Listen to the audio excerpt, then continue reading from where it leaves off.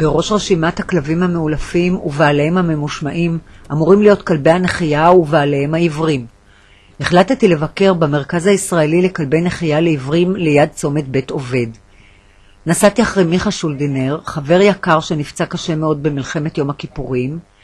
מיכה, פועל רבות בהתנדבות למען המרכז החשוב הזה, הפגיש אותי עם איציק בן דוד, מנהל יחסי הציבור וכלב הנחייה שלו, ועם נוח ואורנה ברעון ממקימי המקום. כל תהליך העיוורון אצלי הוא תהליך של זמן, שזה התחיל אצלי בגיל 7 והידרדרות עד גיל 17 שהפסקתי לראות. בפרק הזמן הזה אני גם עברתי הליך של טראומה מסוימת, משום שכלב ניסה לתקוף אותי. הראייה הירודה שהייתה לי, זה היה פשוט ריצה מטורפת. אז רק הייתי מרגיש כלב בסביבה, אז הייתי מתכווץ כל כולי. זה הכניס אותי לבעיה, כי ידעתי שזה אמצעי בשבילי, לא ככלב שעשועים, כי זה אמצעי שהוא תחליף לעיניים. אני מרגיש שאת כאילו בנשימות שלך כבר יותר רגועה ממה שהיית לפני מספר דקות שנכנסת לפה. הנשימות שלך הן כבר יותר יציבות, יותר נוחות, פחות לחוצות.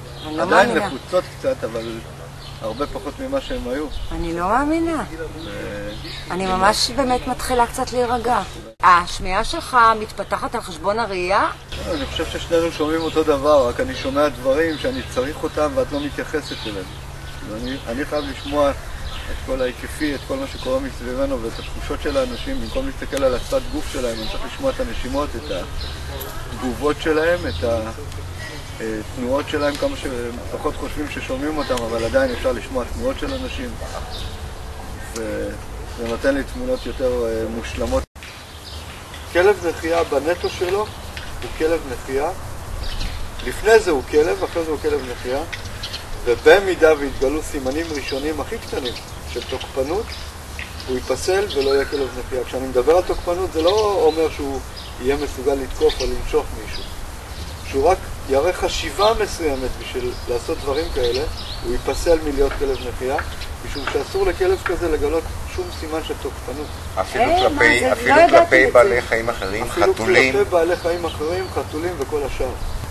בגלל זה את יכולה להתקרב אליו, ואמרתי לך, את צריכה לפחד מהאנשים, כי אנחנו יותר רעים מאשר בעלי חיים בטבע. הרגישות של הכלב, של ריח, תנועה, כל הדברים האלה גם עוזרים לנו. הזיכרון של הכלב, עוזרים לאדם העיוור יחד עם כלב הנחייה. ג'ימי לדוגמה, הכלב הזה חוץ מהייעוד שלו, שנותן חופש ועצמאות לאיציק להגיע ממקום למקום, הוא לא יודע מה זה רוע, כן? זאת אומרת, גם אם תוציא את כל הפרמונים הכי חזקים שיש לך בגוף, הוא בחיים לא יתקוף, הוא לא יודע מה זה.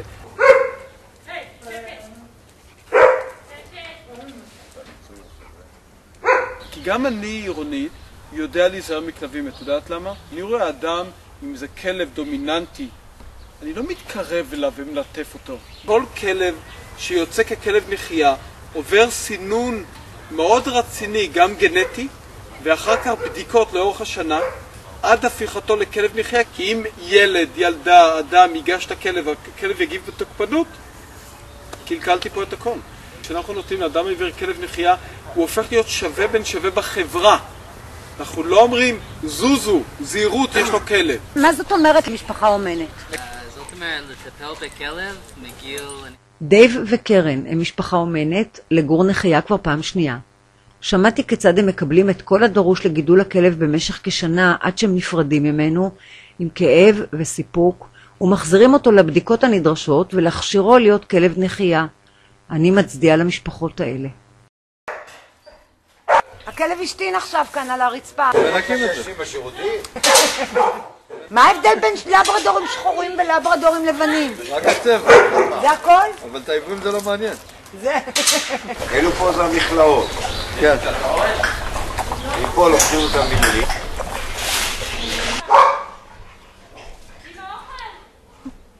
שחף, המטפל מדי יום בגורים בהתנדבות, סיפר לי. באים בבוקר ב7, מנקים, מאכלות, ארצות, מכינים אותם שיקחו אותם לאילוף, מנקים לגורים, מניקים, או נותנים להם להניק את הגורים.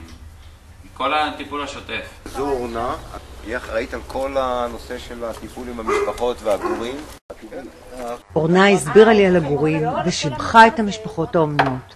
כל המלטה זה יש לה אות. יש לה התחלה של אות. נגיד פה יש את ג'ון וגורדי וג'וש, כולם הגימלים, גולדי וגלורי, כל המלטה יש לה אות מתחילה, אז אנחנו יודעים מי האמא, מי האבא ומי נפלא. איציק הצביע לכיוון מסלול הדגמה שקושרים לאורחים כמוני את העיניים וכלב נחייה מוביל אותם. לא, אני לא עושה את זה. תקשיבי רגע. לא יעזור. רגע. אל תתנהגי. לא יעזור. לא בתוך המסלול, על המדרכה. לא, אני לא עושה את זה. תקשור לו את העיניים ושהוא יעשה בשביל המצלמה. לא, מה פתאום, אני לא מוכן. לא, גם לקשור לי את העיניים וגם ללכת לבד עם כאלה. לא. מה אני אגיד שאני חי ככה עם עין אחת, מה? אתה עם העין האחת הזאת רואה בשביל 10 אנשים. מה איציק אומר שהוא שומע אותך, הוא יאבד את הביטחון שלו? אני לא עושה את זה, לא אכפת לי הביטחון של איציק. מה? למה החלפת כלבים? כלב מחליפים היא סיבה של עיקרית אצל רוב העברים, זה סיבת התבגרות, סיבה שהכלב מגיע לגיל שהחושים מתחילים לקרות לו ואנחנו אין לנו מטרה להגיע לזה. הכלב הראשון מסרתי אותו למשפחה שהמשיכה לגדל אותו ואני רוצה להגיד שזה היה אחד הימים הקשים שלי בחיים, שעות של דמעות ואני אומר שאומרים שגברים בוכים בלילה, אני בכיתי גם ביום. כמעט ולא עבר משבר בכלל. אתה מדבר על המשבר של הכלב, אני מדברת עליך. המשבר שלי הוא לא מעניין אותי, הכלב יותר מעניין אותי. כי הכלב נתן לי מדמו, הכלב נתן לי מהאיכות חיים שלו, למען זה שאני אצליח לתפקד. אתה סומך עליו בליינד כמו שאומרים? אני סומך עליו בעיניים עצומות. יש לך ברירה אחרת? מה זאת אומרת? אתה סומך עליהם? אני מאמין ביכולות שלו, אני סומך על היכולות שלו, אני בטוח ביכולות שלו. הוא ממש העיניים שלך? אנחנו כרגע יושבים, הוא יותר מהעיניים שלי. דרך עיניים את יכולה לראות דברים מסוימים. דרך הכלב את גם יכולה להרגיש דברים מסוימים. איך? תנסה להסביר לי את זה. כשאני אלך ברחוב, אני אקבל ממנו מסר בעזרת הזנב שהוא מקשקש, שיש מישהו שהוא מתייחס אליו, מישהו שהוא מסתכל עלינו במבט חיובי, משהו שהוא שמח, שהוא טוב. אתה מרגיש, הוא מכה עליך? הוא יודע שהוא עושה לך את זה? הוא מסמן לך? אני מרגיש את כל התנועות גוף שלו דרך הריתמה עצמה. אני מרגיש את הזנב שלו על הרגל שלי. אני מקבל ממנו את כל המסרים של הסביבה שאיפה שאנחנו נמצאים. זה לא משהו שהוא רק מוביל, הוא לא רק עיניים. אנחנו חיים יחד 20 מתוך 24 שעות ביממה. שוחחנו ארוכות והשיחה הייתה מרתקת. במהלכה נודע לי שדוקטור יוני פרס מטפל בכל כלבי הנחייה לעיוורים בארץ ללא כל תמורה. החלטתי להגיע אליו למרכז הווטרינרי שהקים ומנהל בכפר הירוק כדי לשמוע על העשייה הברוכה הזאת ממקור ראשון.